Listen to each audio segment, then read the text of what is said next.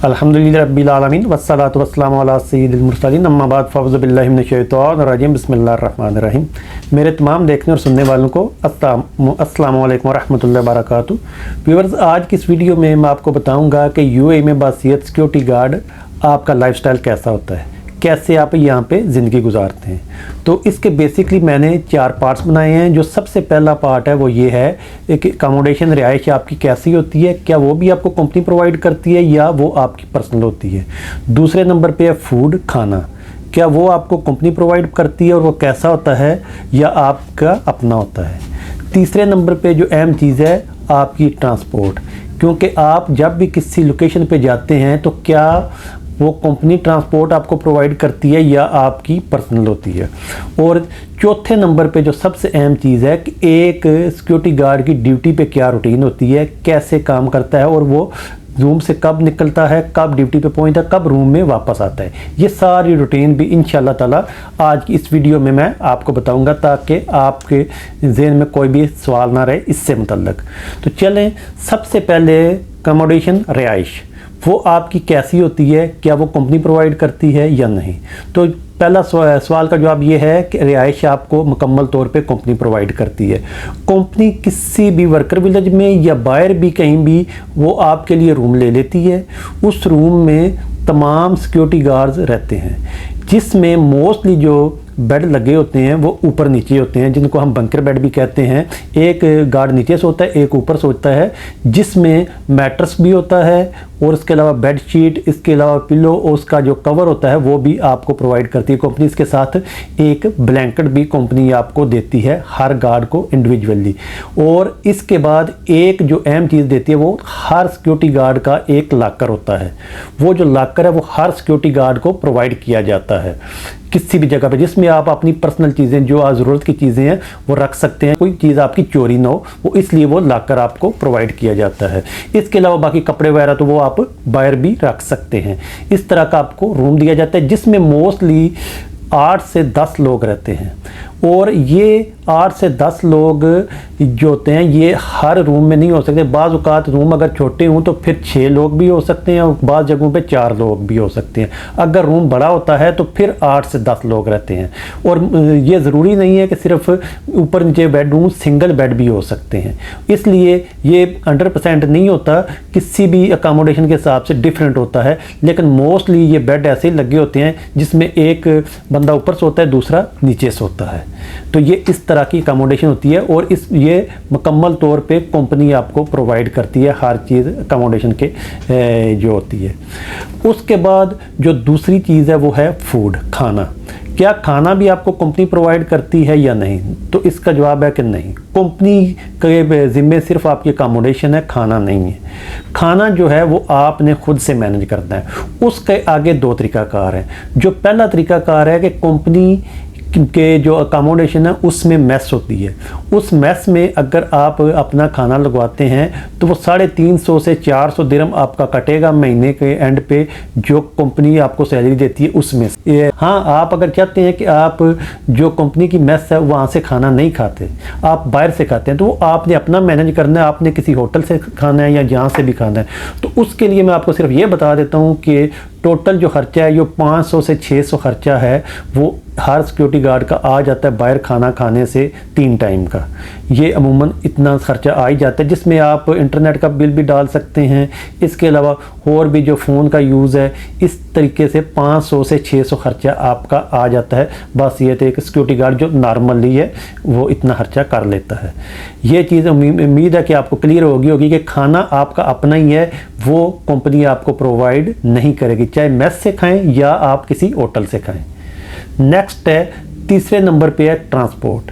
Transport जो है वो भी आपको कंपनी प्रोवाइड करती है। आपने जिस जगह पे अपनी लोकेशन पे जाना है वो मुकम्मल तौर पे ट्रांसपोर्ट कंपनी की जिम्मेदारी होती है, वहाँ पे आपको पहुँचाना और वहाँ से वापस लाना अकोमोडेशन पे। अगर वहाँ पे आप किसी जगह पे पर्सनल जाना चाहते हैं तो वो आपकी मर्ज़ी है, लेकिन कंपनी आपको अकोमोडेशन पे लेके आएगी और अकोमोडेशन पे ही छोड़ेगी। तो उम्मीद करता हूँ ये चीज़ आपको क्लियर होगी कि आपकी जो ट्रांसपोर्ट है उसकी मुकम्मल जिम्मेदारी है वो कंपनी की होती है, वो आपकी पर्सनल नहीं होती। ठीक है, आगे है नेक्स्ट सबसे अहम पॉइंट, एक सिक्योरिटी गार्ड की रूटीन क्या होती है, वो कितने बजे रूम से निकलता है, कितने बजे उठता है और कितने बजे वापस रूम में आके वो सोता है, बेड पे सोने के लिए आता है। तो जो एक सिक्योरिटी गार्ड जिसकी ड्यूटी 7 बजे होती है तो वो सुबह 5 बजे उठेगा, उसके बाद वो अपनी तैयारी करेगा जिसमें शेव करना, नहाना, टूथब्रश वगैरह करना, ये सारी चीज़ें होती हैं, जिसमें अपना यूनिफॉर्म वगैरह पहना, ये सारी चीज़ें हैं, ये सुबह आपको 5 बजे उठना पड़ेगा। वो 5 बजे उठ के अपनी मुकम्मल तैयारी करेगा, उसके बाद वो तकरीबन 6 साढ़े 6 बजे के करीब इन टाइम के दौरान वो गाड़ी में आएगा होटल से खाना लेके, क्योंकि दिन को खाना आपको हो सकता है जिस जगह पे आप ड्यूटी कर रहे हो वहाँ नज़दीक कोई होटल ना हो, तो इसलिए आपको दिन का जो खाना है वो आपको होटल से ले के साथ जाना पड़े। तो उम्मीद करता हूँ ये चीज़ आपको पता चल गई होगी कि खाना भी आपको साथ लेके जाना पड़ सकता है अगर किसी जगह पे आपकी ऐसी ड्यूटी जहाँ पे होटल करीब नहीं है। और अमूमन सिक्योरिटी गार्ड खाना अपना लेके जाते हैं क्योंकि उनकी मंथली लगी होती है, इसलिए वो होटल से खाना लेके साथ जाते हैं। जब उसके बाद आप आपके गाड़ी में बैठ जाते हैं, गाड़ी में अमूमन 15 से 20 मिनट्स भी लग सकते हैं, आधा घंटा भी लग सकता है, उसके अलावा 1 घंटा भी लग सकता है, 1 घंटे से ज़्यादा भी लग सकता है आपको अपनी लोकेशन पे पहुंचने के लिए जहां पे आपकी ड्यूटी होती है।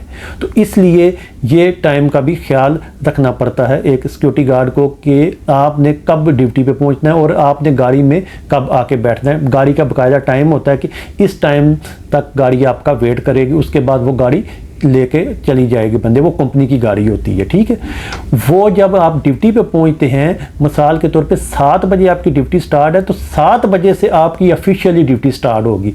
जो जाने आने का टाइम है कंपनी की गाड़ी में वो टाइम काउंट नहीं होगा, ना रूम से उठने का टाइम आपकी ड्यूटी में काउंट होगा। तो 7 बजे से आपकी जब ड्यूटी स्टार्ट होती है उसके बाद आपका कि जो वो कहते हैं कि पंजाबी में कि वो आपकी सुई चलना शुरू होगी, उसके बाद आपका जो टाइम है ऑफिशियली वो स्टार्ट होगा कि आपकी ड्यूटी अभी स्टार्ट हो गई है। तो अगर 7 बजे से आपकी ड्यूटी स्टार्ट होती है तो उसकी थोड़ी देर बाद, घंटे 2 घंटे बाद आपको टी ब्रेक मिलेगी। टी ब्रेक से मुराद ये है कि आप ब्रेकफास्ट कर सकते हैं जिसमें 15 से 20 मिनट्स आपको मिलते हैं। 15 से 20 मिनट्स के बाद आप दोबारा वापस ड्यूटी पे आ जाते हैं। उसके बाद आपको दिन में जो ब्रेक मिलती है वो है लंच ब्रेक। लंच ब्रेक अमूमन 30 से 40 मिनट्स की होती है। इसमें आप खाना खाते हैं, खाना खाने के बाद दोबारा आपने ड्यूटी पे चले जाना है। उसके बाद आपको 4 से 5 बजे, अगर आपकी ड्यूटी 7 बजे ख़त्म होनी है तो 4 से 5 बजे के दरमियान में आपको 15 से 20 मिनट्स की ब्रेक दोबारा मिलेगी। उसके बाद 7 बजे उस वक्त तक आप अपनी लोकेशन नहीं छोड़ सकते जब तक नाइट के सिक्योरिटी गार्ड जो है वो आके आपको रिलीव नहीं करते। जब वो रिलीव करेंगे आपको, उसके बाद आपकी जो ड्यूटी है वो ख़त्म होगी। वो आप उससे पहले आप लोकेशन अपनी नहीं छोड़ सकते। अगर इस तरह लोकेशन आप छोड़ेंगे तो आपको फ़ाइन हो सकता है। तो उसमें कभी कभी ये होता है कि 5-10 मिनट्स गाड़ी लेट हो सकती है या पहले भी आ सकती है। इसमें इतना बड़ा डिफरेंस नहीं होता, अमूमन टाइम पे ही गाड़ियाँ आती हैं। ये चीज़ भी उम्मीद करता हूँ कि आपको क्लियर हो गई होगी। अब ड्यूटी पे आपका काम क्या होता है, कैसे आपका काम आपको करना पड़ता है, क्या मुश्किल होता है या आसान होता है। तो देखें, कोई भी ड्यूटी है, मेरी जो एक्सपीरियंस है, जो मेरा एक्सपीरियंस है अपना, काफ़ी अर्सा मैंने सिक्योरिटी में काम किया है, उस एक्सपीरियंस की बुनियाद पे मैं ये कह सकता हूँ कि कोई भी ड्यूटी ना आसान होती है ना मुश्किल होती है। आपने बैलेंस करना होता है। किसी भी लोकेशन पे आप जाते हैं तो आपको पहले कुछ दिन आपको डिफ़िकल्टीज फील होती हैं, उसके बाद आप नॉर्मल रूटीन में आ जाते हैं। अगर आपकी स्टैंडिंग भी ड्यूटी है तो तब भी आपको 1 हफ़्ता आपको मुश्किल लगेगा, उसके बाद आप आदी हो जाएंगे उस चीज़ की, इसलिए इतनी ज़्यादा मुश्किल नहीं होती। और दूसरी चीज़ अहम ये है कि ये आप पे यहाँ पे कोई बहुत ज़्यादा बर्डन नहीं डाला जाता कि आपको लगातार स्टैंडिंग भी खड़ा रहे। इसलिए वक्फे से दूसरे गार्ड्स आपको रिलीव आके करते रहते हैं। जो वहाँ पे आपका सुपरवाइज़र होता है वो भी आपको ख्याल रखता है, वो भी आपको दूसरे गार्ड को भेज के कुछ टाइम के बाद रिलीव करता है, जिसमें आप वाशरूम जा सकते हैं, नमाज के लिए जा सकते हैं। इसके अलावा और भी अगर कोई छोटा मोटा काम है तो वो भी कर सकते हैं।